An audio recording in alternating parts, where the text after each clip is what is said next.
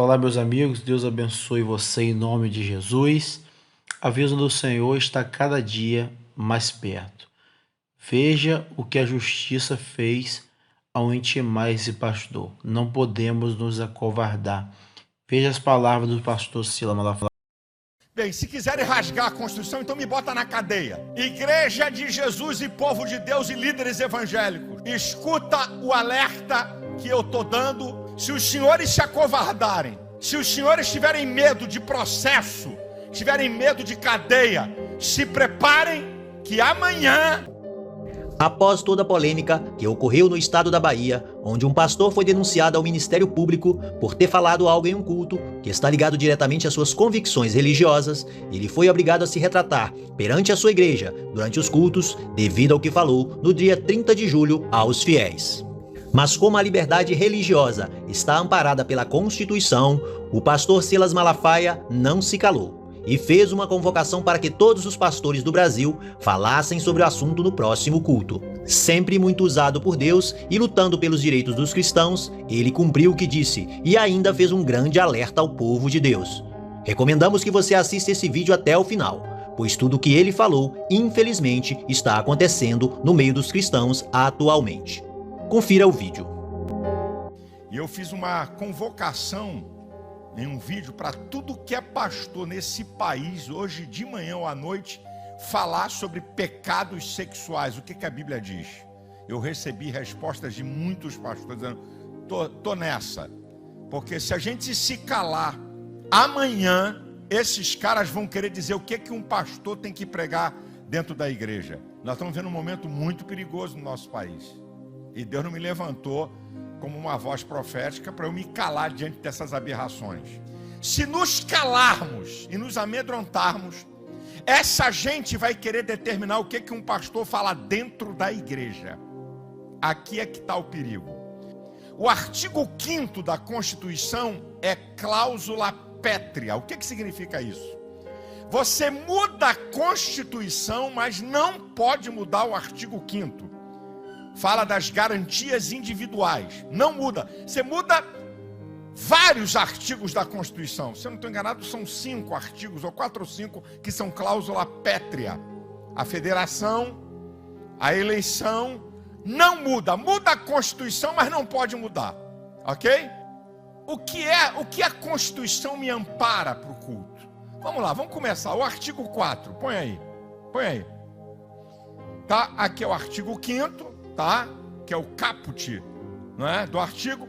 O inciso 4 é livre a manifestação do pensamento, sendo vedado o anonimato. Então, manifestar o que você pensa é livre. Agora vai começar aqui a história de culto e de crença. Inciso 6, põe aí. Tá? Estipula ser inviolável, tá? A liberdade de consciência e de crença. Ninguém pode ser violado por suas convicções de consciência e de crença. Aí a coisa vai ficar melhor ainda. Assegurando o livre exercício dos cultos religiosos e garantindo, na forma da lei, a proteção aos locais de culto e sua liturgia. Significa que o lugar do culto é inviolável. Além de você ter a garantia de que é inviolável suas convicções religiosas de crença, certo? E de consciência, é assegurado o exercício dos cultos de maneira livre, garantido na forma da lei a proteção aos locais. Ninguém pode entrar num culto para fazer bagunça. Ninguém pode entrar, eu boto na cadeia. Se entrar aqui para arrebentar um culto, eu chamo a polícia e meto na cadeia. Isso aqui é Constituição, é direito, é garantia. Não pode, nenhum culto. Polícia não pode entrar dentro de culto para mandar parar. Não pode, não tem essa autoridade, é inviolável. Tá? Isso aqui eu estou te falando. E as liturgias, as formas daquilo que está sendo pregado. Inciso 8º. Põe aí. Ninguém será privado de direitos por motivo de crença religiosa, convicção filosófica ou política, salvo se as invocar para eximir-se de obrigação legal a todos os impostos e recusar-se a cumprir prestação alternativa fixadas em lei. Aqui está a primeira parte. Ninguém será privado de direitos por motivo de crença religiosa, convicção filosófica ou política. Você não pode ser privado porque você condena uma prática na sua crença como pecado. Você não pode ser privado disso. É seu direito. O que eu vou falar aqui, eu estou amparado pela Constituição. Bem, se quiserem rasgar a Constituição, então me bota na cadeia, porque eu não tenho medo disso. Eu fico com vergonha de, nesse tempo hoje, pastores em nações do extremismo islâmico serem mortos, irem para a cadeia, mas não se acovardam. Pastores hoje, nas nações comunistas, serem presos, irem para a cadeia e não se acovardam. E pastores na nossa nação com medo de processo, por defender princípios da sua fé. Me ponham na cadeia, porque eu não vou me calar. Ninguém nasce gay, ninguém nasce transgênero, ninguém nasce. Eu provo na ciência e digo aqui e vou repetir, vou mostrar para você. Ninguém nasce. É um direito ser, claro. Nós não estamos aqui para impedir ninguém de nenhuma prática sexual que queira. Nem Deus impede, porque eu vou impedir. Deus pede conta das nossas atitudes. Impedir, não. Então por que nós? Eu estou aqui para impedir alguém? Não. Eu estou aqui para apoiar que alguém cometa violência contra alguém que é contra meus princípios? Absolutamente não. Se eu ver alguém na rua batendo num gay, xingando, pode ter certeza que eu vou me arrolar como testemunha a favor do cara, do gay. Não tem mamãe nem chora. E se tiver, como eu ando com policiais em minha volta, eu mando algemar o cara e vão botar todo, leva para a delegacia. Se eu presenciar. Uma coisa é criticar comportamento, outra coisa é odiar pessoas. Deus é tão incrível que em todas as células dos bilhões que você carrega, todas as tuas células definem se você é masculino ou feminino. Amanhã, qualquer um que morrer e um fragmento de um osso daqui a 1000 anos for achado, macho, fêmea. Sabe qual é o jogo? Discurso de ódio. Fala mal do diabo, do presidente, de pastor, de padre, de igreja.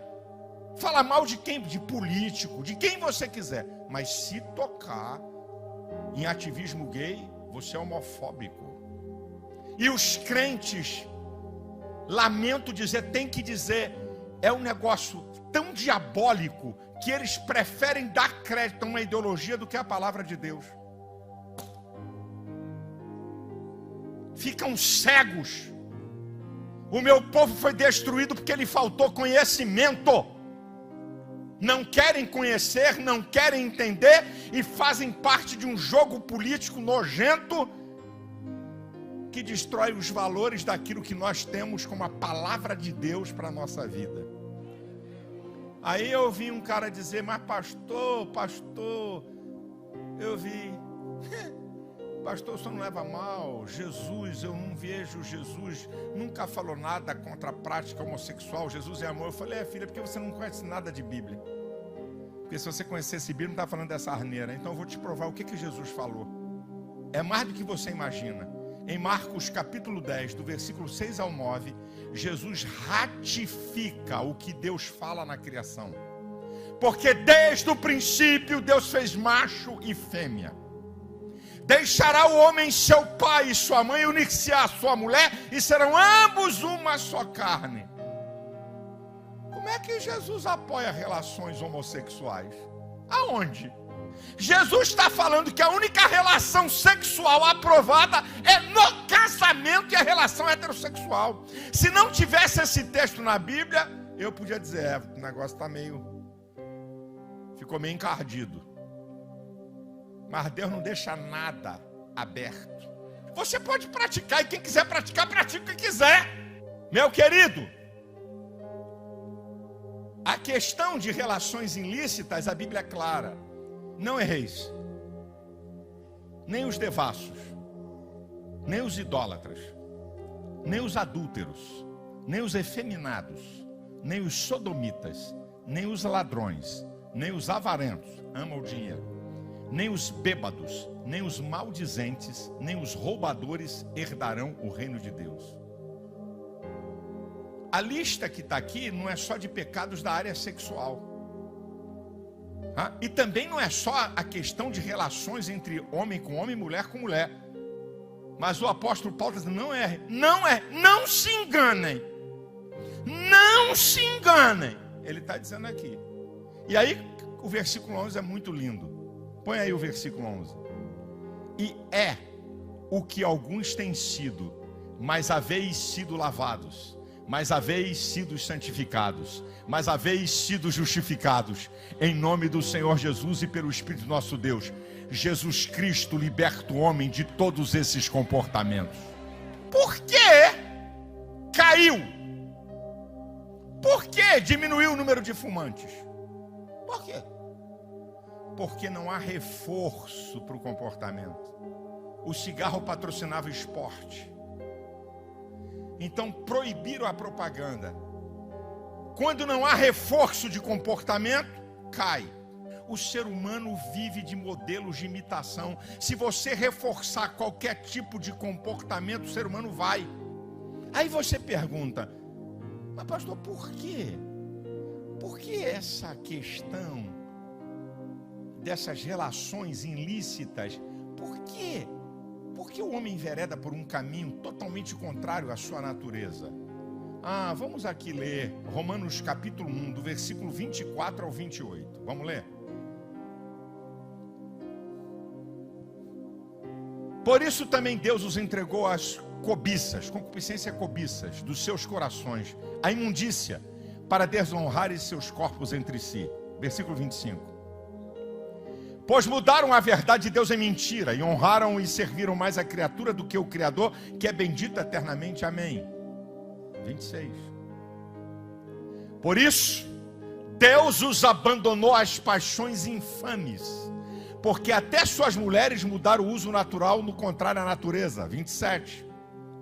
E semelhantemente, também os homens, deixando o uso natural da mulher, se inflamaram em sua sensualidade uns para com os outros. Homem com homens, cometendo torpeza e recebendo em si mesmo a recompensa que convinha ao seu erro. Versículo 28. E como eles não se importaram ter conhecimento de Deus, assim Deus os entregou a um sentimento perverso. A Bíblia chama de sentimento perverso, para fazerem coisas que não convêm. O que é isso? Fruto de quê?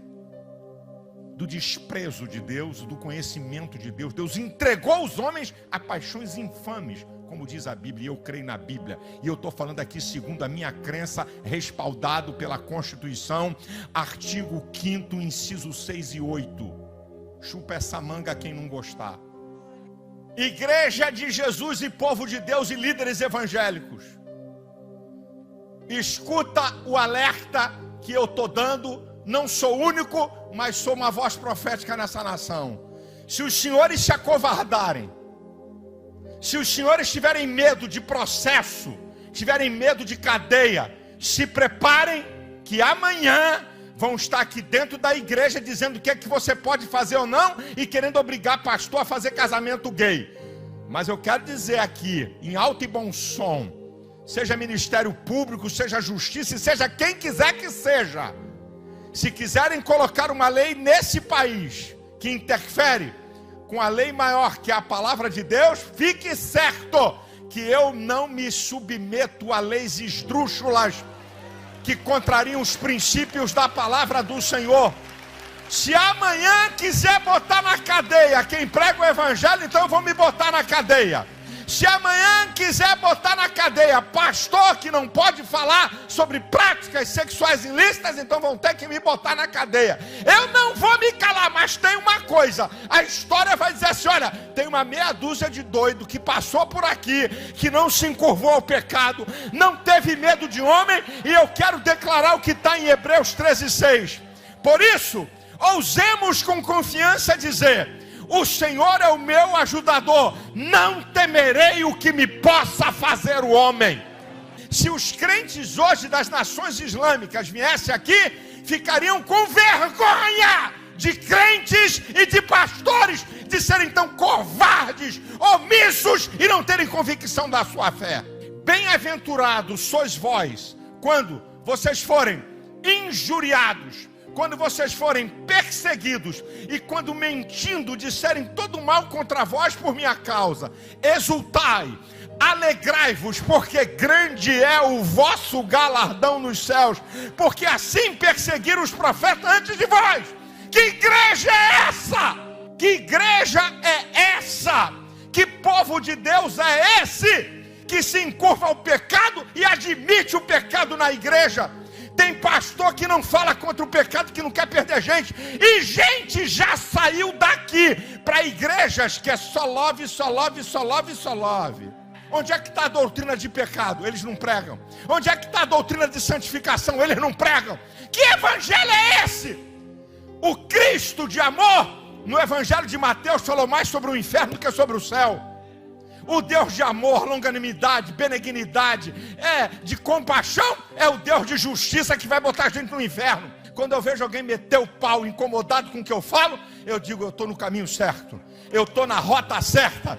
Porque se o mundo vos aborrece, sabei que primeiro do que a vós aborreceu a mim. Se vós fosseis do mundo, o mundo amaria o que é seu. Como vocês não são do mundo, mas antes eu os tirei do mundo, é por isso que o mundo te aborrece. O dia que começarem a bater palma para a igreja, pode ficar preocupado que tem alguma coisa errada. Escolhe a quem vocês querem servir. Eu e a minha casa serviremos ao Senhor.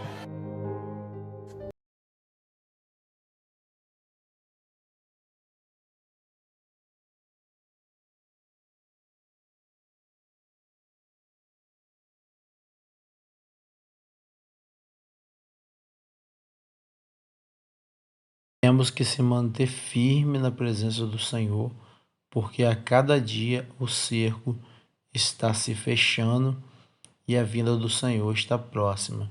E nós não podemos nos calar e deixar de se posicionar.